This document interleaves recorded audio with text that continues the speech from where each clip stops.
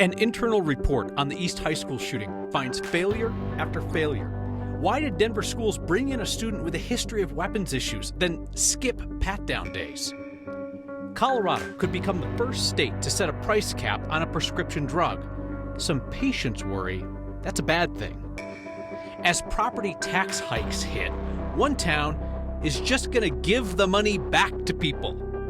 Is that legal? Well, Johnstown residents are getting a check back. And this week, your generosity paid for a free veterinary clinic for the pets on the Ute Mountain Ute Reservation. There's another free vet clinic scheduled to help even more pets, so maybe we could pay for that one too? Because this is next.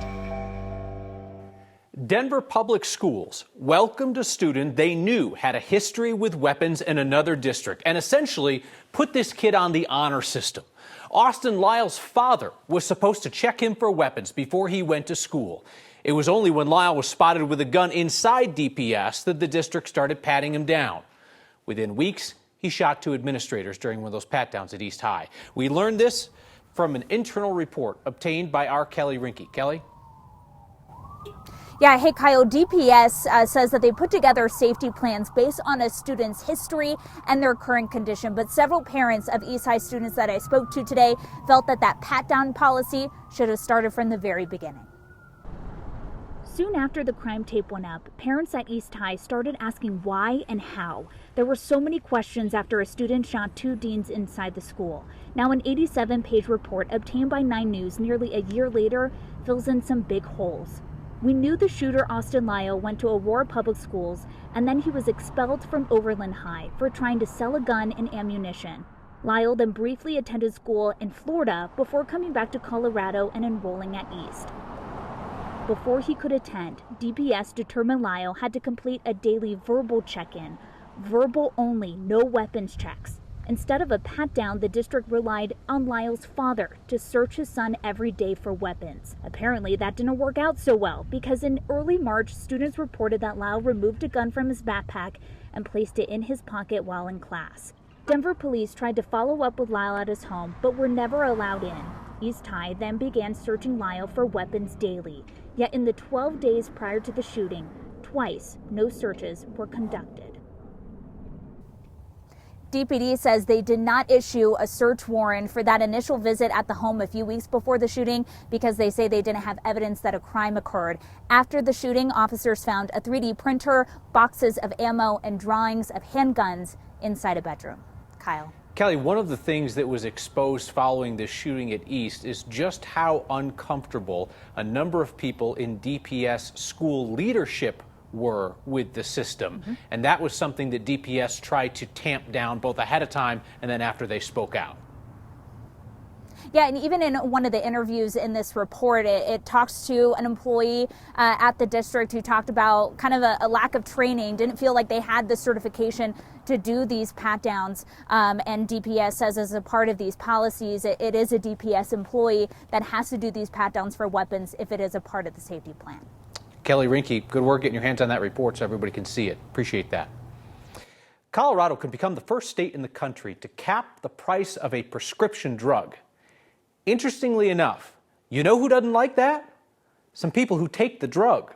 They're worried the manufacturer will stop selling it here. It's the arthritis drug Enbrel. Colorado's Prescription Drug Affordability Board will spend the next 6 months talking about a possible price cap. They have officially declared this drug unaffordable. It costs patients an average of $2,300 a year after insurance. Concerns are now coming in from patients, pharmacists, and hospitals thinking that drug maker might just stop selling it here, or insurance could reduce reimbursements if the price is capped. It's possible, after all of this conversation, the state board could decide against the price cap. Every day, it seems we are telling you about another community in Colorado dealing with false rumors that the city of Denver is sending migrants to their community. We've covered how this intentional misinformation is being used to drum up anti-migrant sentiment in some places. We saw it earlier this month in Lakewood, when Jeffco Republican leaders falsely claimed that Denver was sending thousands of migrants to live in Lakewood's empty schools. The GOP provided no proof. Lots of people turned out upset about it. Denver and Lakewood insist that the cities actually just agreed that any migrants turning up in Lakewood should be referred to services in Denver, not the other way around. Then this week, Garfield County commissioners blamed Denver as they turned down our request to help Carbondale with the migrants who have come there. For months, we've reported on just a couple dozen migrants overwhelmed the resources in that small mountain town. Carbondale's gotten some help from the state on this. Garfield County Commissioner Tom Jankowski claimed that a city leader in Denver is the person who directed those migrants to go look for work in Carbondale. These individuals got here, at least from what I've been told, is that the director of emergency services in the county of Denver told them to go to Carbondale because there's jobs in the Roaring Fork Valley. I've heard that story too. I'm not sure it's true that Denver sent them to us. It seems that one individual who works in the city government made a mention of Carbondale, but I wouldn't blame the whole city for that. A spokesperson for Denver's Office of Emergency Management said they had nothing to do with migrants traveling to Carbondale. Neither did other City of Denver leaders. It's the same rumor that's popping up in Colorado Springs after a busload of migrant families arrived there last month. Springs Mayor Yemi Mobolade begged yesterday for the political rumor mill to give it a rest. In terms of that coordination between two offices, they haven't sent any migrants our way, but what we do know is some of the migrants that are coming to our city are happening organically.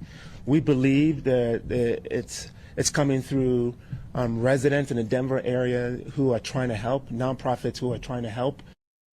Denver Mayor Mike Johnson's office told us today the city of Denver has not directed migrants to Carbondale or to the Springs. They aren't sending them to Lakewood. They said they aren't aware of any nonprofits doing so either. The Denver mayor's office says most of the onward travel they provide, like if you want to go somewhere, they'll pay for a ticket, that's out-of-state travel. And the city of Denver insisted that they do not actively recommend that any migrants travel to any other community in Colorado. People statewide are bracing for huge property tax increases this year. Even in Johnstown, in northern Colorado, where town leaders have a plan to give that property tax money back to homeowners. It's a relief plan that was not widely known even around town until our Marshall Zellinger found out. And if you watch next, you know, if Marshall finds out, everyone finds out. If you want to know what's going on, what's the juiciest thing you've heard today? I'm not answering that. you can get a buzz with some buzz. Just the daily events on what's going on and around town and what the news is. In some respects, Marshall, we haven't completely thought through the whole process of how we're going to notify people. Good thing for Johnstown Mayor Troy Mellon, some gossip finds a way of getting out. I guarantee you word will get around when people hear that they're getting money back. This week, Johnstown Council approved a property tax rebate for residential homeowners. They were going to see residents about a 35% increase in their tax, and now they'll see just a smidgen over 5% increase in their tax. When Prop HH failed, Johnstown residents faced a 35% increase in just their Johnstown portion of the property tax. After the special legislative session, it was going to be 24%. After this week's rebate was approved, it will be 5%. We have enough money from other sources to do what we need to do and provide the services that we provide. To get the money, residents need only pay their property tax bill and then expect some of it to come back in the mail later this summer. It looks like about 90% of the people will get a check of more than $80. Any refund's better than no refund. News that first needs to get to the barber shop. Did you know about that? I didn't until about 15 minutes ago. So it can leave the barber shop. We hear everything, anything new that happens in town or is going to happen, it's definitely in this shop. When I go back to the office on Monday, I will definitely be bringing it up. Johnstown residents, you will be getting a property tax bill that is 24% increase. You pay it, and then you'll get some of that money back in the mail, and you don't have to do anything. But you're going to get that sticker shock when you open up your property tax bill, and if you see the stories like, hey, things don't match. No, you're getting that big increase. You're just getting some of it back later. So folks can follow this now because we've talked about this a lot here. Democrats had this big property tax plan, HH. It went down in flames on the ballot, and then the governor suggests, well, you local governments and taxing districts, you should give some of the money back to people. But the one time we've watched this happen, Douglas County, they tried to get some money back to people, And the governor's own appointees on a board slapped that down. They wouldn't let Doug Coe do it. The governor's spokesperson okayed this, said, yeah, he's cheering what Johnstown is doing. This is what he wants. What Douglas County tried to do was take it across everybody, even the special districts. Everybody would have taken a hit with what Douglas County is now suing the state over. But Johnstown is only Johnstown. If you pay other taxing districts in Johnstown, those are the same as they were going to be anyways. This is just the one portion, the Johnstown portion of the property tax bill. And if you live somewhere else in Colorado and you hear about somebody in your town trying to give back some of these property tax dollars, let us know, because just like Johnstown, there's a chance that folks don't have any idea, and we can poke around on it. Marshall, thank you. The nonprofit Res Dog Rescue brings thousands of homeless animals up from the Four Corners region to be adopted on the Front Range. And they're also helping families on the Ute Mountain Ute Reservation hold on to their pets through 2 free vet clinics this year. Within the last 2 days, your latest Word of Thanks microgiving campaign has completely paid for one of those 2 clinics. It costs Res Dog and its partners about $25,000 to run a multi-day vet clinic on the reservation. They offer spay and neuter operations, more complex surgeries, vaccinations, even free pet food. They care for the community animals that live out and around town, as well as family pets that they often find in desperate need of medical care. Families are only asked to pay what they can afford, and if not, the services are all free. The $35,000 you have raised so far this week will cover the cost of the first vet clinic in April and starts to pay for the second vet clinic this fall. So let's keep after it. Scan the QR code on your screen or text the word thanks to 303-871-1491 to get the link to join me in donating to Res Dog Animal Rescue.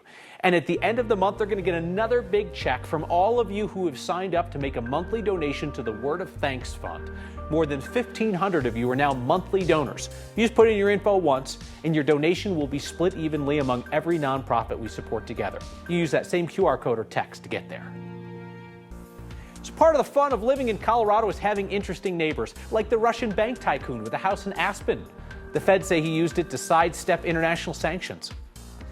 A tense afternoon, a fire burning, high winds in Douglas County, now fully contained. And my good news of the day is I got the fire started. Well, that's kind of a poor juxtaposition considering the last story, but we'll allow it. Our favorite Friday question goes old school next. What is this world coming to if a Russian banking tycoon can't hide assets in Aspen? A real shame if you ask me, but he got indicted for it this week. The DOJ has charged Andrei Kostin and 2 American co-conspirators with illegally evading U.S. sanctions. Kostin is in charge of Russia's second largest bank, buddy of Putin. He's one of hundreds of officials and businessmen who have been sanctioned by the U.S. since the Russian invasion of Ukraine. But the DOJ says Kostin tried to get around sanctions by concealing that he owned this mansion in Aspen while he had those 2 middlemen sell it on his behalf and send him $12 million. They're also charged with laundering money through shell companies to maintain Kostin's 2 super yachts. Why does a man need 2 super yachts, you ask? Great question. The DOJ said one super yacht was for Kostin's wife and the other one was for his mistress. Despite high winds, firefighters in Douglas County have now fully contained a grass fire that got going this afternoon. This is in the Perry Park area north of Larkspur. Douglas County Sheriff's Office says it got to be about 150 acres, quarter square mile or so. About 150 homes were under pre-evacuation orders. Get ready to go if needed. Those orders have now been lifted.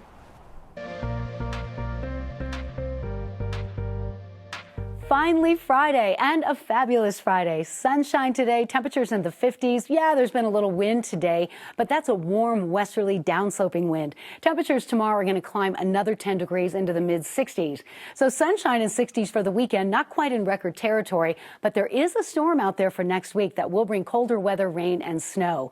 Temperatures this afternoon in the mid-50s. The winds have been kicking up, and we're worried about the wind and, of course, the warmth. So fire weather watch areas going out for for the weekend for wind gusts to 50 miles per hour, relative humidity to 11%. So please, no burning this weekend and be careful. High pressure is the dominant feature, storm track to the north. So next 72 hours, smooth sailing for travel on I-25, I-70. Not much more in the way of high cloud cover coming into the Four Corners area. Great weekend to get into some of that fresh snow and get on the slopes. Temperatures this evening, dinner on the patio, why not? Mid-50s dropping to the mid-40s by 7 o'clock. 7-day forecast shows highs near 70 Sunday and Monday. Colder, windy with snow on Tuesday, but clearing Wednesday. Back to sunshine in 60s for Thursday and Friday of next week and the start of the new month of March. We get to spend the day with our 3-year-old granddaughter, Addie. Every Friday, we set aside the headlines for something more important, whatever is good in your life these days. And it's a new tactic in the war on pickleball: mass thefts of rackets from local stores. Roll that Fox News style scary graphic. We have a shocking development in the war on pickleball. It's guerrilla warfare. Rogue forces trying to silence your God-given right to make a racket with a racket. A string of racket thefts are being investigated at 3 locations of the tennis and pickleball chain Game, Set, Match. They're in Boulder, Denver, Centennial. The store's owners estimate that they are out $30,000 worth of paddles. They say this is surveillance video of the thieves who have hit each of the stores. They go in, head for the rackets, and stuff them into their dresses by the dozens. $30,000 worth. The store's owner says that kind of theft could do in a smaller business. He wants to get the word out. The war on pickleball has brought some thieves to the battlefield. For 370 weeks now, we have ended each week on a similar high note. And today, our search for your good news took us to Denver's 4 Mile Historic Park. 4 Mile Historic Park is the site of the oldest standing house in Denver, built by the Brantner brothers in 1859. My name is Morgan Gangenbaugh. I'm the Director of Operations at 4 Mile Historic Park. And my good news of the day is not just that today is free day at 4 Mile, but that we have a free day on the 4th Friday of every month. This month we are focusing on Black History Month. We've got a focus on jazz, the development of jazz. So we've got the Ken Burns documentary playing from PBS, and we've got a craft. We always have a craft going. This is domestic arts. My good news is that I get to come here on the free days and actually teach people how to rug braid. The feature that I really like right now is a spotlight on African American women in Colorado. One of my favorites is Cleo Parker Robinson. My good news of the day is personal. We get to spend the day with our 3-year-old granddaughter, Addie. This was the week where I did my first interview for medical schools. So that was, today is the first day off after that. It's been pretty exciting. And what we've discovered, which is great news for all of Denver, I would say, is this wonderful park. And my good news of the day is I got the fire started. It's a beautiful day. I'm out here with my wife, my baby. Yeah, we're just getting some exercise, enjoying the weather out here. We can ask her. Addie, are you having a good time? I think she is, yes. They're here and their bodies are just as historic as anybody's who's lived in that house. So we want to make news stories and make sure people feel really welcome here. We're back here with your feedback next. Such helpful feedback tonight. Wendy says, tough transition there from the 2-yachted Russian to the local fire. Yeah, but they both got hosed good, so there's that. Mark says, Kyle, where's your 9 logo on your jacket? Whoops.